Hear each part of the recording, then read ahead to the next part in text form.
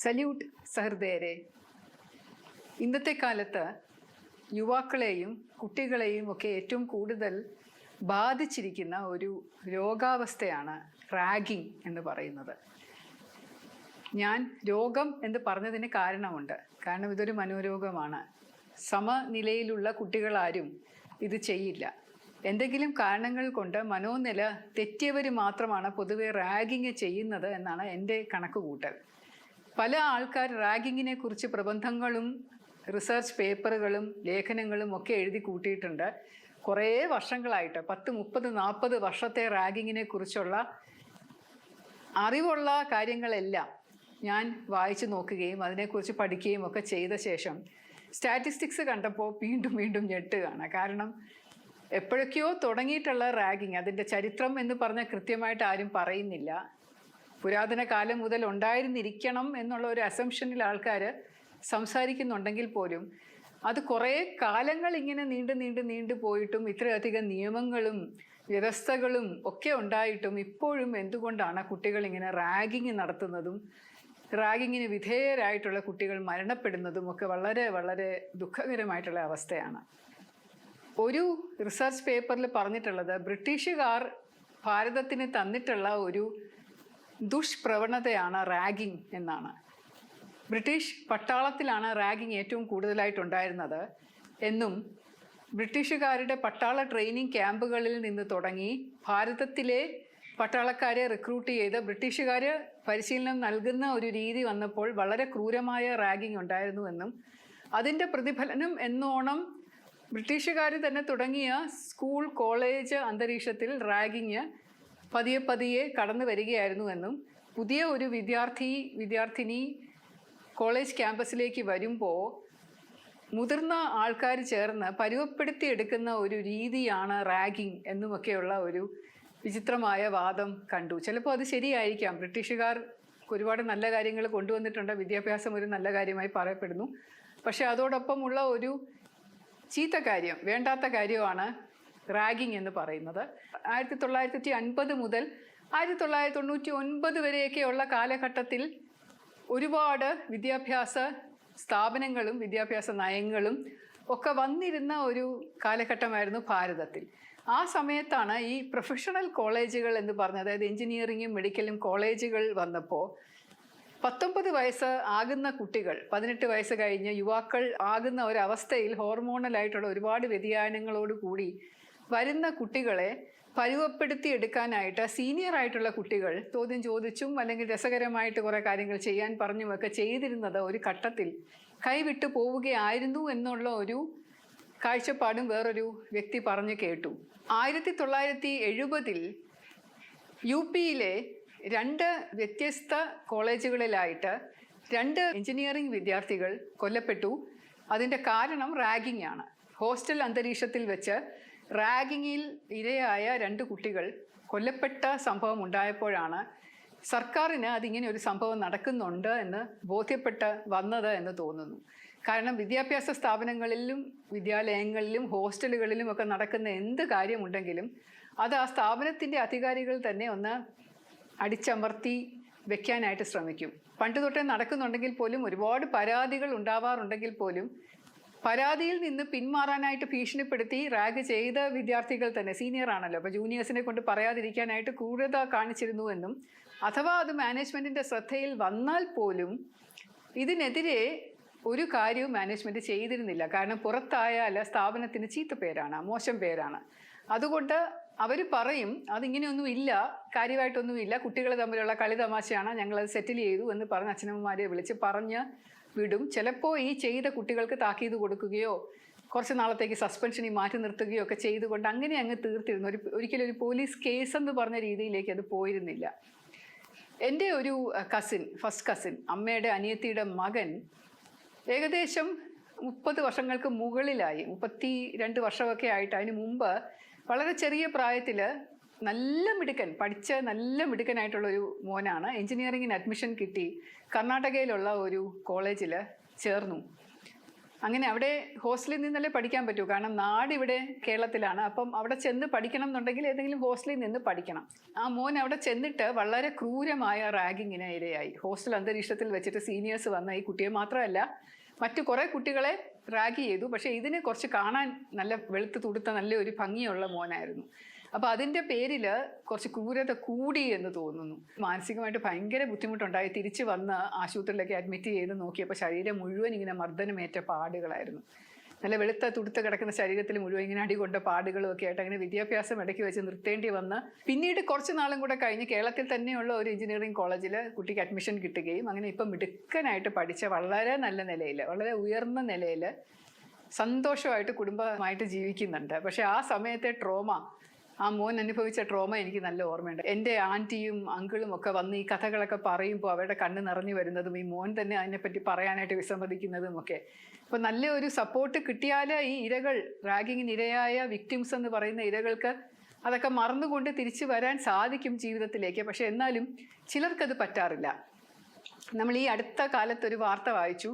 സാവിത്രി എന്നു പേരുള്ള കാസർഗോഡുകാരിയായിട്ടുള്ള ഒരു പെൺകുട്ടി 10ാം ക്ലാസ്സിൽ വളരെ നല്ല മാർക്കോട് കൂടി ജയിച്ച് പ്രീ ഡിഗ്രിക്ക് പോയപ്പോൾ അവിടെ ഒരു കോളേജിൽ വെച്ചിട്ട് സീനിയേഴ്സ് നടത്തിയ ക്രൂരമായ റാഗിങ്, എനിക്ക് തോന്നുന്നു മിക്സ്ഡ് കോളേജ് ആയിരുന്നു, ആൺകുട്ടികൾ ചേർന്ന് നടത്തിയ ഒരു റാഗിങ് ആയിരുന്നു. ഒന്നില തെറ്റി അതിന് ചികിത്സ വേണ്ടി വരികയും പോലീസിൽ പോയി പരാതി പറഞ്ഞപ്പോൾ ഇത് കേസെടുക്കാൻ നിർവാഹമില്ല, അത് കോളേജ് തന്നെ തീർത്തോളും എന്ന് പറഞ്ഞ് അവർ കൈമലർത്തുകയായിരുന്നു എന്ന് മാതാപിതാക്കൾ പറയുന്നു എന്നും. പിന്നീട് ഈ കുട്ടി മാനസിക നില ഇങ്ങനെ മൂർച്ഛിച്ച് വന്ന് എപ്പോഴും ഉറങ്ങാൻ പറ്റുന്നില്ല. ഈ റാഗിങ്ങിൻ്റെ എക്സ്പീരിയൻസ് തന്നെ മനസ്സിൽ നിൽക്കുന്നത് കൊണ്ട് അത് കണ്ണ് സ്വയം കുത്തിപ്പൊട്ടിച്ച് മരിക്കാൻ ശ്രമിക്കുകയും പിന്നീട് കുറേ സൂയിസൈഡ് അറ്റംപ്റ്റുകൾ നടത്തുകയൊക്കെ ചെയ്ത് അവസാനം മരിച്ചുപോയി ഈയിടെ. അതിനെക്കുറിച്ചൊരു കഥ വായിച്ചപ്പോൾ തന്നെ എത്രയും 30 വർഷങ്ങൾക്ക് മുമ്പും ഒക്കെ റാഗിങ് ഉണ്ടായിരുന്നു എന്നുള്ളത് നമുക്ക് മനസ്സിലാവും. അപ്പോൾ അത് എന്തുകൊണ്ട് അന്ന് തൊട്ട് ഇന്ന് വരെ നടക്കുന്നു, എന്തുകൊണ്ടാണ് ഇതുവരെ ആർക്കും അത് തടയാൻ പറ്റാത്തത്? സർക്കാരും ഒരു വ്യവസ്ഥാപിതമായിട്ടുള്ള ഒരു ചുറ്റുപാടുമൊക്കെ ഉണ്ടല്ലോ, കോളേജുകളാണെങ്കിലും ഒക്കെ ആണെങ്കിലും അതിനൊരു ചട്ടക്കൂടും അതിനൊരു ചിട്ടകളും രീതികളും ഒക്കെ ഉണ്ടെങ്കിൽ പോലും ആർക്കും ഇത് ഫലപ്രദമായിട്ട് തടയാൻ സാധിക്കാത്തത് എന്തുകൊണ്ടാണെന്നുള്ള വലിയ വലിയ ചോദ്യം ഉയർന്നു വന്നിട്ടുണ്ട്. 2022 കേരളത്തിൽ തന്നെ 21 കേസുകളാണ് റാഗിങ്ങിനെ സംബന്ധിച്ചെടുത്തിട്ടുള്ളത്. അതും വളരെ ഞെട്ടിപ്പിക്കുന്ന കേസുകളാണ്. ഇതൊക്കെ നമ്മൾ മറന്നുപോകും. ആ സമയത്ത് നമ്മൾ അയ്യോ ഇങ്ങനെയൊക്കെ ഉണ്ടാകുമോ എന്നൊക്കെ തോന്നുമെങ്കിലും കോട്ടൺ ഹിൽ സ്കൂൾ എന്ന് പറഞ്ഞാൽ ഞാൻ പഠിച്ച സ്കൂളിൻ്റെ ഒരു കുട്ടി പുതിയതായിട്ട് വന്ന് ചേർന്നപ്പോൾ 10ാം ക്ലാസ്സിൽ ചേർന്നപ്പോൾ 12ാം ക്ലാസ്സിലും 11ാം ക്ലാസ്സിലും പഠിക്കുന്ന കുട്ടികൾ ചേർന്ന് ആ കുഞ്ഞിനെ വളരെയധികം മാനസികമായിട്ട് പീഡിപ്പിക്കുകയും ക്ലബ് ഡാൻസ് ചെയ്യാൻ പറയുകയും പാവാട ഉയർത്തി കാണിക്കുകയും ഷർട്ടിൻ്റെ ബട്ടൺസ് ഊരിയിടാൻ പറയുകയൊക്കെ ചെയ്യും. അപ്പോൾ ഈ കുട്ടിയും കാണാൻ കൊള്ളാം, ഇപ്പോൾ സുന്ദരിയാണ്. അപ്പോൾ അതുകൊണ്ട് അതിനെ ഇങ്ങനെ കാബറെ പോലെയുള്ള ഡാൻസ് കളിക്കാൻ പ്രേരിപ്പിച്ചു, ഒരു മുറിക്കകത്ത് കൊണ്ടുപോയി റൂമൊക്കെ അടച്ചിട്ടിരുന്ന എന്നുള്ള പരാതി കുട്ടിയുടെ അച്ഛനമ്മമാർ കൊടുത്തപ്പോഴും ഇതുപോലെ ഒരു അനാസ്ഥ ആരോപിച്ച് കണ്ടു. പക്ഷേ പോലീസ് കേസെടുക്കുകയും പിന്നെ പെൺകുട്ടികളല്ലേ എന്ന് വിചാരിച്ച് പിന്നീട് ആ കേസ് എഴുതി തള്ളുകയും ചെയ്തു എന്നാണ് എൻ്റെ അറിവ്. അതുപോലെ പല സ്കൂളുകളിലും പല കോളേജുകളിലും 2022 21 കേസുകൾ റാഗിങ്ങിനെ മാത്രമായിട്ട് എടുത്തിട്ടുണ്ട്. ഇപ്പോൾ ഈ അടുത്ത കാലത്ത് നമ്മൾ റാഗിങ് 2-3 കേസുകളുണ്ടല്ലോ, വളരെ ക്രൂരമായിട്ടുള്ള റാഗിങ് കാരണം സൂയിസൈഡ് ചെയ്ത ഒരു സ്കൂൾ കുട്ടിയുണ്ട്, അതിക്രൂരമായ റാഗിങ്ങിന് വിധേയയായി നഴ്സിംഗ് വിദ്യാർത്ഥിയുണ്ട്. അങ്ങനെ പല പല കേസുകൾ വരുമ്പോഴും അത് നമ്മൾ വളരെ കാഷ്വലായിട്ട് അത് ആവേശം എന്ന് പറഞ്ഞ സിനിമ ഇറങ്ങിയത് കൊണ്ടുള്ള തിമിർപ്പിൽ അത് കണ്ട കുട്ടികളാണ് ഈ റാഗിങ് ചെയ്യുന്നത് എന്ന് പറഞ്ഞ് നിസ്സാരമായിട്ട് കൈ കഴുകാൻ നമുക്ക് പറ്റില്ല. അതൊരു എക്സ്ക്യൂസ് മാത്രമാണ്, ഒരു സിനിമയുടെ മുകളിൽ ഒരു പഴി ചാരുക എന്ന് പറയുന്നത്. ശരിക്കും അങ്ങനെയല്ല. അത് വളരെ ഗാഢമായ ഒരു പഠനം നടത്തി ഇതിനെതിരെ ഫലപ്രദമായ നടപടി എല്ലാവരും കൂടെ ചേർന്ന് ചെയ്യേണ്ടതാണ്. 1996 തമിഴ്നാട്ടിലെ ചിദംബരത്ത് വെച്ച് അണ്ണാമലൈ യൂണിവേഴ്സിറ്റി മെഡിക്കൽ കോളേജിൽ പഠിച്ചിരുന്ന പൊൻ നവരസു എന്ന് പറയുന്ന ഒരു മെഡിക്കൽ വിദ്യാർത്ഥി, 19 വയസ്സേ പ്രായമുണ്ടായിരുന്നുള്ളൂ, ക്രൂരമായ റാഗിങ്ങിന് ഇരയായി മരണപ്പെട്ടു, അടികൊണ്ട് മരിച്ചു. അതൊരു വലിയ സംഭവമായി മാറി. അതിനുശേഷമാണ് 1999 വിശ്വജാഗ്രതി മിഷൻ എന്നു പേരുള്ള ഒരു NGO, സർക്കാരേതര സ്ഥാപനം, ഡൽഹിയാണ് ബേസ് ചെയ്ത് പ്രവർത്തിക്കുന്നത്. അവർ യുവാക്കളുടെ ഉന്നമനത്തിന് വേണ്ടി പ്രവർത്തിക്കുന്ന ഒരു സംഘടനയാണ്. അവർ സുപ്രീം കോടതിയിൽ ഒരു PIL, public interest litigation file ചെയ്തു, കോളേജുകളിൽ നിന്നും റാഗിങ് തടയണം എന്ന് പറഞ്ഞിട്ട്. തമിഴ്നാട്ടിൽ 1998 ഒരു ആൻറ്റി റാഗിങ് നിയമം ഇറങ്ങി. 1999 കേരളത്തിൽ ഒരു റാഗിംഗ് പ്രൊഹിബിഷൻ ആക്ട് എന്ന് പറഞ്ഞ് കേരളം സ്പെസിഫിക് ആയിട്ട് ഇറങ്ങി. മറ്റു പല സംസ്ഥാനങ്ങളിലും റാഗിങ് തടഞ്ഞുകൊണ്ടുള്ള ഒരുപാട് നിയമങ്ങളുണ്ടായി. 1970 യു പിയിലുണ്ടായ എഞ്ചിനീയറിംഗ് കോളേജ് വിദ്യാർത്ഥികളുടെ മരണത്തിന് ശേഷം റാഗിങ്ങിനെതിരെ ഒരു നോട്ടിഫിക്കേഷൻ ഇറക്കിയിരുന്നു കേന്ദ്ര സർക്കാർ. റാഗിംഗ് എന്ന് പറയുന്നത് കോളേജുകളിൽ അനുവദിക്കാൻ പാടില്ല, കോളേജ് അധികാരികൾ ഇതിനെതിരെ പ്രവർത്തിക്കണം, അത്യാവശ്യമായിട്ടുള്ള സാഹചര്യങ്ങളിൽ പോലീസ് ഇടപെട്ട് കേസെടുക്കണം എന്നൊക്കെയുള്ള ഒരു സർക്കുലർ പോലെ ഒരു നോട്ടിഫിക്കേഷൻ. അത് നിയമമല്ല. പൊൻ നവരസുവിൻ്റെ മരണത്തിന് ശേഷം സുപ്രീം കോടതിയിൽ ഈ PIL കൊടുത്തത് 3 വർഷമെടുത്തു അത് തീർക്കാൻ. 2001 സുപ്രീം കോടതി ഒരു വിധി പ്രസ്താവിക്കുന്നത്. വളരെ കർശനമായിട്ട് റാഗിങ്ങിനെതിരെ പറഞ്ഞുകൊണ്ടും അത് നിയമമാക്കണമെന്നും അത് തടഞ്ഞുകൊണ്ടും അത് ശിക്ഷ ഉണ്ടാവുന്ന ഒരു കാര്യമാകണമെന്നും ആക്ട് കൊണ്ടുവരണമെന്നും ഒക്കെ പറഞ്ഞിട്ട് വളരെ കർശനമായ ഉപാധികളോടുകൂടി ഒരു ജഡ്ജ്മെൻറ്റ് ഇറക്കിയിരുന്നു. ഇതിൻ്റെ അടിസ്ഥാനത്തിൽ റാഗിങ്ങിനെതിരെ ഒരു ബില്ല് സഭയിൽ വെക്കുകയും UGC റാഗിങ് പ്രിവെൻറ്റ് ചെയ്തുകൊണ്ടുള്ള നോട്ടിഫിക്കേഷൻ എല്ലാ കോളേജുകളിലും സ്കൂളുകളിലും ഒക്കെ ഇറക്കുകയും സംസ്ഥാന സർക്കാരിന് വേണ്ട നിർദ്ദേശം കൊടുക്കുകയും റാഗിങ് കർശനമായിട്ട് തടയണമെന്ന് പറഞ്ഞ് കുറേ അധികം നടപടികൾ ഉണ്ടാവുകയും ചെയ്തു. പക്ഷേ ഒരു ആക്ട് ഭാരതത്തിൽ ഉണ്ടാവാനായി 10 വർഷം പിന്നെയും എടുത്തു. 2011 പ്രൊഹിബിഷൻ ഓഫ് റാഗിങ് ആക്ട് എന്ന് പറയുന്ന ഒരു ആക്ട് നിലവിൽ വരുന്നത്. അതിപ്പോഴും ഉണ്ട്. ഈ ആക്ട് പ്രകാരം റാഗിങ് ഒരു കുറ്റകൃത്യമാണ്. ഇതിൽ പങ്കാളിയാകുന്ന എല്ലാവർക്കും എതിരെ കേസ് എടുക്കണം. അവരെ പെർമനൻ്റായിട്ട് ബാർ ചെയ്യണം. സ്കൂളിൽ നിന്നോ കോളേജിൽ നിന്നോ പറഞ്ഞു വിടണം. പരീക്ഷ എഴുതാൻ അനുവദിക്കാൻ പാടില്ല. പോലീസ് ഇടപെട്ട് കേസെടുക്കണം. FIR ഇട്ട് കഴിഞ്ഞാൽ തെളിഞ്ഞു കഴിഞ്ഞാൽ 2 വർഷം ശിക്ഷയും 10,000 രൂപ ഫൈനും ആണ് ഇതിൻ്റെ പരമാവധി ശിക്ഷ. അത് കുറച്ച് കുറഞ്ഞു പോയോ എന്നറിയില്ല. പക്ഷേ അത് മരണത്തിലേക്ക് കലാശിക്കുകയാണെങ്കിൽ മറ്റുള്ള സെക്ഷൻസ്, IPC സെക്ഷൻസോ അല്ലെങ്കിൽ ഇപ്പോഴത്തെ BNS സെക്ഷൻ അനുസരിച്ച് കൊലപാതകത്തിനോ കൂട്ടമായി നിന്ന് ആക്രമിക്കുന്നതിൻ്റെ ഒക്കെ സെക്ഷൻസ് ഉപയോഗിച്ച് കേസെടുക്കാൻ വകുപ്പുണ്ട്. അപ്പോൾ അത് വളരെ കർശനമായിട്ടുള്ള ഉപാധികളോടുകൂടി വന്ന ഒരു നിയമമാണ്. അത് 2011 നിലവിൽ വന്നു. ഇതൊന്നും ഈ റാഗിങ് പൂർണ്ണമായി തടയാൻ ഉതകിയില്ല. അതുകൊണ്ട് ഇപ്പോൾ കോളേജ് ഒക്കെ അടച്ചിരിക്കുകയാണ്. ഇനിയിപ്പം 2-3 മാസം കൂടെ കഴിയുമ്പോൾ വീണ്ടും കോളേജുകൾ പ്രവർത്തനം തുടരും. അപ്പോഴും തീർച്ചയായിട്ടും ഇതുപോലെ റാഗിങ് എന്ന് പറഞ്ഞ് ഉണ്ടാകാനുള്ള എല്ലാ സാധ്യതയുമുണ്ട്. അത് നമുക്ക് എങ്ങനെ കൈകാര്യം ചെയ്യാം, എങ്ങനെ തടയാം എന്നുള്ളതിനെക്കുറിച്ച് ഉള്ള ഒരു ചെറിയ വീഡിയോ ഞാൻ ചെയ്യാമെന്ന് വിചാരിച്ചാൽ നമ്മളെല്ലാവരും കൂടെ ചേർന്ന് ഉണർന്ന് പ്രവർത്തിച്ചാൽ തീർച്ചയായിട്ടും ഇതിനൊരു വലിയ മാറ്റം ഉണ്ടാകും എന്ന പ്രതീക്ഷയോടുകൂടിയാണ്. നമ്മുടെ സമൂഹത്തിൽ എല്ലാം നല്ലതല്ലല്ലോ. ഒരു വശത്ത് നന്മയുണ്ടെങ്കിൽ മറുവശത്ത് തിന്മയുണ്ട്. വളരെയധികം ആൾക്കാർ മോശപ്രവൃത്തികൾ ചെയ്യുന്നു, പബ്ലിക്കായിട്ട് നിന്ന് പല കാര്യങ്ങളും ചെയ്യുന്നു. ഗുണ്ടാ പ്രവർത്തനമുണ്ട്, മാഫിയ പ്രവർത്തനമുണ്ട്, കള്ളത്തരമുണ്ട്. എത്ര നിയമം വന്നാലും, എന്തൊക്കെ പോലീസ് നടപടികൾ ഉണ്ടായാലും, എത്ര പേര് ജയിലിൽ കിടന്നാലും, ജയിലുകൾ ഇങ്ങനെ ആളുകളെ കൊണ്ട് തിങ്ങി നിറഞ്ഞാലും ഇതിന് മാറ്റം സംഭവിക്കുന്നില്ല. എന്തുകൊണ്ടോ അത് ഉണ്ടാകുന്നുണ്ട്. അപ്പോൾ ഇതൊക്കെ ഉണ്ടാകുന്നത് നമ്മൾ പറയും കനകം മൂലം, കാമിനി മൂലം എന്നൊക്കെ പറയും. ഒന്നുകിൽ പൈസ അല്ലെങ്കിൽ പെണ്ണ്. ഈ 2 കാര്യങ്ങളിലാണ് ഏറ്റവും കൂടുതൽ കുറ്റകൃത്യങ്ങൾ ഉണ്ടാകുന്നതെങ്കിലും റാഗിങ്ങിൽ ഇത് രണ്ടും പെടുന്നില്ല. റാഗിങ് എന്ന് പറയുന്ന കുറ്റകൃത്യത്തിൽ പൈസയും ഇൻവോൾവ് അല്ല, പെണ്ണും ഇൻവോൾവ് അല്ല. അതൊരു മാനസികമായിട്ടുള്ള ഒരു സംതൃപ്തിക്ക് വേണ്ടി ചെയ്യുന്നതാണ്. ചില സമയത്ത് പൈസ ഇൻവോൾവ് ആയിട്ടുണ്ടെന്ന് പറയുന്നുണ്ടായി. ഈ അടുത്തിടെ ഉണ്ടായ റാഗിങ് കേസിനകത്ത് പോലീസ് തന്നെ പറഞ്ഞിരിക്കുന്നത് നവംബർ 2024 മുതൽ തുടങ്ങിയ റാഗിങ് ആണ്. പക്ഷേ അതിനെതിരെ ആരും നടപടി എടുത്തില്ല, മറച്ചു വെക്കാനായിട്ട് ശ്രമിക്കുകയും അവസാനം അത് കൈവിട്ടു പോയപ്പോഴാണ് ഇങ്ങനെ ഒരു അത്യാഹിതം ഉണ്ടായതെന്ന്. അത് ഹോസ്റ്റൽ റൂമിലാണ് നടന്നത്. പക്ഷേ ആൻറ്റി റാഗിങ് ക്യാമ്പയിൻ കോളേജുകളിലെ യൂണിയൻ പോലും ഫലപ്രദമായിട്ട് നടത്തുന്നില്ല. ഒരു കോളേജിലെ റാഗ് ചെയ്ത കുട്ടികൾ ഒരു പൊളിറ്റിക്കൽ വിങ്ങിലുള്ള കുട്ടികളായിരുന്നു, SFI സ്റ്റുഡൻസ് ആയിരുന്നു. അപ്പോൾ അതുകൊണ്ട് അവർ ആണിത് പ്രിവെൻറ്റ് ചെയ്യേണ്ടത്. അവരുടെ യൂണിയനാണ് ഭരിക്കുന്നതെങ്കിൽ അവരുടെ യൂണിയനാണ് ഇത് തടയേണ്ടിയിരുന്നത്. പക്ഷേ എന്തുകൊണ്ടും അത് പറ്റുന്നില്ല. അപ്പം അങ്ങനെയുള്ള ഒരു സാഹചര്യത്തിൽ നമ്മളിത് കുറച്ചും കൂടെ ഗാഠമായിട്ട് രൂക്ഷമായിട്ട് ചിന്തിക്കണം. എന്താണ് ഇതിൻ്റെ പുറകിലുള്ള തത്വശാസ്ത്രമെന്ന്. സമൂഹത്തിൽ നടക്കുന്ന ക്രൂരതയും പലതരത്തിലുള്ള കുറ്റകൃത്യങ്ങളും വയലൻസും ഗുണ്ടാപ്രവർത്തനങ്ങളും ഒക്കെ കാണുന്ന കുട്ടികൾ, അത് നല്ല വീട്ടിലെ കുട്ടികളാണ് പലപ്പോഴും റാഗിങ്ങിന് വിധേയരാവുന്നതെങ്കിൽ ഇത് ചെയ്യുന്ന കുട്ടികൾ സാമ്പത്തികമായിട്ട് പിന്നോക്കം നിൽക്കുന്ന കുടുംബത്തിൽ നിന്നും പരിസ്ഥിതി അന്തരീക്ഷമൊക്കെ വളരെ മോശമായിട്ട് നിൽക്കുന്ന കുടുംബത്തിൽ നിന്ന് വരുന്നവരുമൊക്കെയാണ് എന്നാണ് ഒരു ചെറിയ പഠനത്തിൻ്റെ അടിസ്ഥാനത്തിൽ എനിക്ക് പറയാൻ സാധിക്കുന്നത്. എൻ്റെ ജയിൽ അനുഭവത്തിൽ ഇതുപോലെ റാഗിങ് ചെയ്തിട്ട് വന്ന് കിടന്ന കുട്ടികൾ എന്ന് പറയുന്നത് വളരെ അപൂർവമായിരുന്നു. അവർക്ക് പെട്ടെന്ന് ബെയിൽ കിട്ടുകയും ചെയ്യും. അവരെങ്ങനെ ജയിലിൽ തങ്ങില്ല. അപ്പോൾ ഒരു ജയിൽ DGP എന്നുള്ള നിലയ്ക്ക് ഞാൻ പോയി ചോദ്യം ചെയ്യുന്നതും സംസാരിക്കുന്നതും ഇൻട്രാക്ട് ചെയ്യുന്നതും ഒക്കെ ശിക്ഷാ തടവുകാരുമായിട്ടാണ്. പോലീസ് അറസ്റ്റ് ചെയ്ത് ജയിലിൽ കൊണ്ടിടുന്ന വിചാരണ തടവുകാരെ ഞാൻ അങ്ങനെ ചോദ്യം ചെയ്യാറില്ല. എന്തെങ്കിലും അത്യാവശ്യം ഉണ്ടെങ്കിൽ മാത്രമേ ഞാൻ അവരെ കാണാറുള്ളൂ, എന്തെങ്കിലും അസുഖം ഉണ്ടെങ്കിലോ പ്രശ്നങ്ങളുണ്ടെങ്കിലോ ഒക്കെ. റാഗിംഗ് കേസിലെ കുട്ടികൾ അറസ്റ്റ് ചെയ്യപ്പെട്ട് ജയിലിൽ വന്നു കഴിഞ്ഞാൽ അവരവിടെ കൂടി വന്ന 10 ദിവസം 12 ദിവസമൊക്കെ കിടക്കുകയുള്ളൂ. സബ് ജയിലുകളിൽ നിന്ന് പെട്ടെന്ന് ജാമ്യം കിട്ടിപ്പോകും. പിന്നെ കേസ് എപ്പോഴെങ്കിലും വരുമ്പോഴായിരിക്കും അവർക്കെതിരെയുള്ള ശിക്ഷ വരുന്നത്. പക്ഷേ എൻ്റെ അറിവിൽ റാഗിംഗ് കേസിൽ ശിക്ഷ കിട്ടിക്കിടന്ന ഒരു കുറ്റവാളിയെ പോലും എൻ്റെ ജയിലുകളിലെ കേരളത്തിൽ ഞാൻ DGP ആയിരുന്നപ്പോൾ കണ്ടിട്ടില്ല. റാഗിംഗ് എന്ന് പറയുന്നത് വളരെ നിസ്സാരവൽക്കരിച്ചിരിക്കുന്ന ഒരു കുറ്റകൃത്യമാണ്.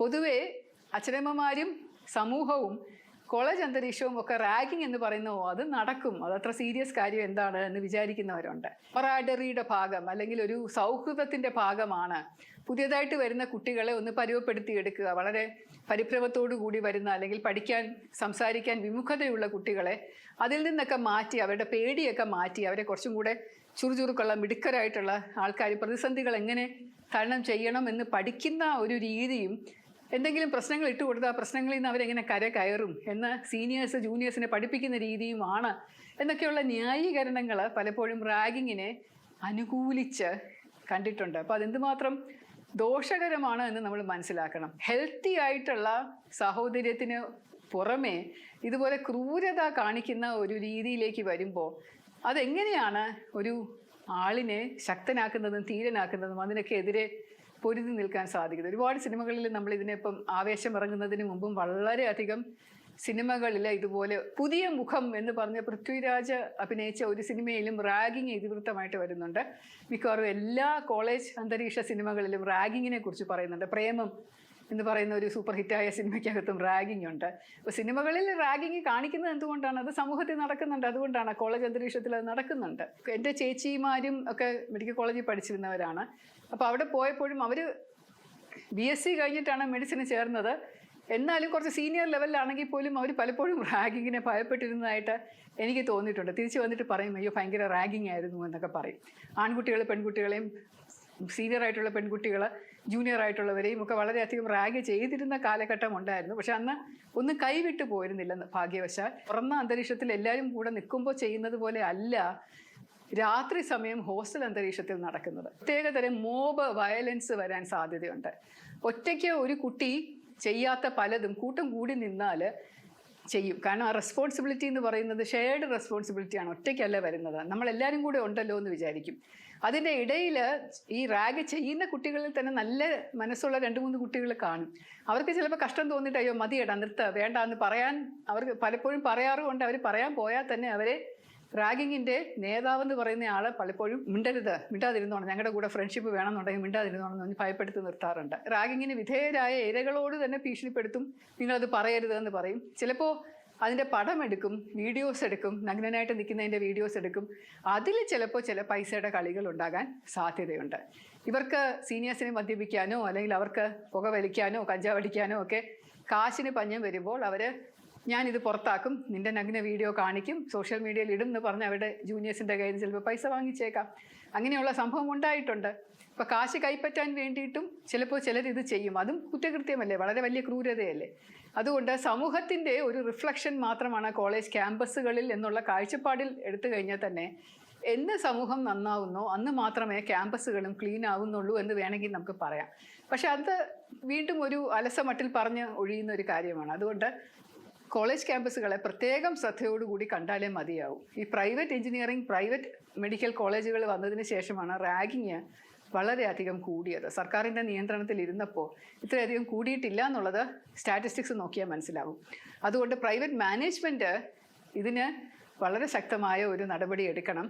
എല്ലാ കോളേജ് ഹോസ്റ്റലുകളിലും പറ്റുമെങ്കിൽ മുറികളിലും CCTV ക്യാമറ സർവൈലൻസ് വെക്കണം. ഒരുപാട് കാശ് കിട്ടുന്ന സ്ഥാപനങ്ങളാണല്ലോ പ്രൈവറ്റ് എഞ്ചിനീയറിംഗ് കോളേജുകളും. ഇപ്പോൾ CCTV ക്യാമറ കവറേജ് ഉണ്ടെന്നുണ്ടെങ്കിൽ അത് മോണിറ്റർ ചെയ്യാൻ ആളുണ്ട് എന്നുള്ളൊരു ധാരണ കുട്ടികളുടെ ഇടയിൽ ഉണ്ടെന്നുണ്ടെങ്കിൽ തീർച്ചയായിട്ടും ഇത് നടക്കില്ല.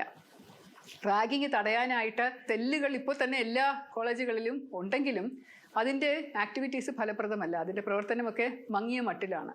അതുകൊണ്ട് വർഷ ആരംഭത്തിൽ തന്നെ റാഗിങ്ങിനെതിരെ കർശനമായ നടപടികൾ എടുക്കുകയും സ്പ്രെഡ് ചെയ്യുകയും വേണം. റാഗ് ചെയ്യുന്ന കുട്ടികളെ ആരെയും യാതൊരു കാരണവശാലും കോളേജ് അന്തരീക്ഷത്തിൽ നിർത്തില്ല, അവരെ പറഞ്ഞുവിടും. ഏതെങ്കിലും കുട്ടിക്ക് പരാതി ഉണ്ടെങ്കിൽ ആ പരാതി ഗൗരവമായിട്ട് എടുക്കുകയും ആ കുട്ടിയെ പൂർണ്ണമായി സംരക്ഷിക്കുകയും ചെയ്യുമെന്നുള്ള ഒരു ധാരണ എല്ലാ കുട്ടികൾക്കും നൽകുകയും anti ragging campaign, awareness campaign എന്നിവ വളരെ വ്യാപകമായി കോളേജ് യൂണിയൻ നേതാക്കൾ തന്നെ ഏറ്റെടുത്ത് ചെയ്യുകയും ചെയ്ത വളരെ നല്ല രീതിയിൽ റാഗിങ് തടയാൻ സാധിക്കും. അച്ഛനമ്മമാരെ കുട്ടികളെ കോളേജിൽ വിടുന്നതിന് മുമ്പ് ഇതിനെക്കുറിച്ച് ഒരു നല്ല ബോധവൽക്കരണം നൽകണം. അവരോട് പറയണം, ഒരു കാരണവശാലും റാഗിങ്ങിന് വിധേയരാകാൻ പാടില്ല. വളരെ സ്നേഹത്തോടു കൂടിയുള്ള, സഹോദര്യത്തോടു കൂടിയുള്ള, അല്ലെങ്കിൽ തമാശയ്ക്ക് രസത്തിന് വേണ്ടി ആരെങ്കിലും എന്തെങ്കിലും ചോദിച്ചാൽ മറുപടി പറയാമെന്നല്ലാതെ ശാരീരികമായിട്ടോ മാനസികമായിട്ടോ വാക്കാലോ നിങ്ങളെ ബുദ്ധിമുട്ടിക്കുന്ന ഏതെങ്കിലും കാര്യമുണ്ടെന്നുണ്ടെങ്കിൽ അത് നിയമമുണ്ട്, സുപ്രീം കോടതി ഗൈഡ് ലൈൻസ് ഉണ്ട്, UGC ഗൈഡ് ലൈൻസ് ഉണ്ട്. ഇതെല്ലാം തെറ്റാണ് സംഭവിക്കുന്നത്. അതുകൊണ്ട് അപ്പം തന്നെ നിങ്ങൾ വീട്ടിൽ വന്ന് ഞങ്ങളോട് പറയണം എന്ന് പറയണം. കുട്ടികൾ പരാതിപ്പെട്ടില്ലെങ്കിലും ഇപ്പോൾ എല്ലാവർക്കും മൊബൈൽ ഫോൺ ഉണ്ടല്ലോ. അപ്പോൾ കുട്ടികൾക്ക് പരാതിപ്പെടാൻ പറ്റിയില്ലെങ്കിൽ കുട്ടികൾ പേരൻസിനോട് പറഞ്ഞ് പേരൻസ് അത് ടേക്കപ്പ് ചെയ്യട്ടെ.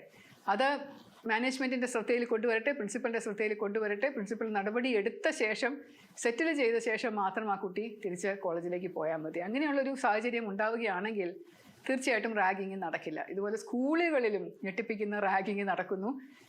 മുതിർന്ന കുട്ടികൾ താഴെ കൊച്ചുകുട്ടികളെ കൊണ്ടുപോയി ബാത്റൂമിലിട്ട് ഉപദ്രവിക്കുന്നു, ടോയ്ലറ്റ് നക്കിക്കുന്നു എന്നൊക്കെയുള്ള കുറേ കഥകൾ നമ്മൾ കേൾക്കുന്നുണ്ട്. സ്കൂൾ മാനേജ്മെൻറ്റിൻ്റെ പോരായ്മയാണ് അത് കാണിക്കുന്നത്. അവർ നല്ല രീതിയിൽ കുട്ടികളെ പഠിപ്പിക്കുന്നില്ല, ഇതൊന്നും മോണിറ്റർ ചെയ്യുന്നില്ല, നല്ല രീതിയിൽ കാര്യങ്ങൾ മുന്നോട്ട് കൊണ്ടുപോകുന്നില്ല എന്ന് വേണം കണക്കാക്കാൻ. ഇപ്പോൾ ടോയ്ലറ്റിലാകുമ്പോൾ CCTV ക്യാമറ ഇല്ല, അതിനകത്ത് കയറി റാഗ് ചെയ്യാമെന്നുള്ള രീതിയിലായിരിക്കും അത് ചെയ്യുന്നത്. മിക്കവാറും എല്ലാ പ്രൈവറ്റ് സ്കൂളുകളിലും ക്യാമറ സർവെയിലൻസും ക്യാമറ കവറിങ്ങും ഒക്കെ ഉണ്ട്. ഇതുപോലുള്ള ഒരു ടോർച്ചറിന് വിധേയമായ ഒരു കുഞ്ഞാണ് ഒരു കെട്ടിടത്തിൻ്റെ മുകളിൽ നിന്ന് താഴെ ചാടി ആത്മഹത്യ ചെയ്തത്. ഇതൊന്നും നമ്മുടെ സമൂഹത്തിൽ ഒട്ടും അഭികാമ്യമല്ല. അതുകൊണ്ട് നമുക്ക് എല്ലാവർക്കും കൂടി ഒരുമിച്ച് കൈകോർക്കാം. എങ്ങനെയാണ് ഈ റാഗിങ് എന്ന് പറയുന്ന മഹാവിപത്ത് മാറ്റി ഒരു സരസ്വതി ക്ഷേത്രമായ, നന്മയുടെ പ്രതീകങ്ങളായ വിദ്യാലയങ്ങൾ എന്ന് പറയുന്ന ഏറ്റവും നല്ല കാര്യമാണ്. വിദ്യാധനം സർവധനാൽ പ്രധാനം എന്ന് പറയുന്ന ആ ധനം കുട്ടികൾക്ക് കൊടുക്കുന്ന കേന്ദ്രങ്ങളാണ് വിദ്യാലയങ്ങൾ. വളരെ മോശമായ രീതിയിൽ സൈക്കോളജിക്കലായിട്ട്, മാനസികമായി കുട്ടികളെ തളർത്തുന്ന രീതിയിലുള്ള കുറ്റകൃത്യങ്ങൾ നടക്കുമ്പോൾ അത് തടയാനായിട്ട് വിദ്യാലയങ്ങൾക്ക് സാധിച്ചില്ല എന്ന് പറഞ്ഞാൽ ആ വിദ്യാലയം പൂട്ടിപ്പോവുകയെ മതിയാവും. അതവിടെ വേണ്ട. നമ്മുടെ സമൂഹത്തിൽ ആ വിദ്യാലയമേ വേണ്ട. അടച്ചിടുക, ആ കുട്ടികളെ വേണ്ട, അവരെ പറഞ്ഞു വിടുക. ഒന്നുകിൽ ജയിലിലോട്ടോ അല്ലെങ്കിൽ വേറെ എവിടെയോ രാജ്യത്തിന് പുറത്തോ പറഞ്ഞു വിടുക. കാരണം ഇതൊരു മാനസിക രോഗമാണ്. ഇങ്ങനെ സാഡിസം എന്ന് പറയും. മറ്റുള്ളവരുടെ വേദനയിൽ സന്തോഷം കാണുന്ന ആൾക്കാരെ സാഡിസ്റ്റ് എന്നാണ് വിളിക്കാറുള്ളത്. അപ്പോൾ ഈ സാഡിസ്റ്റ് ആയിട്ടുള്ള കുട്ടികളെ നമുക്ക് വേണ്ട, അവരെ നമുക്ക് പറഞ്ഞു വിടാം. എന്ത് പറയുന്നു? സസ്നേഹം, ശ്രീലേഖ.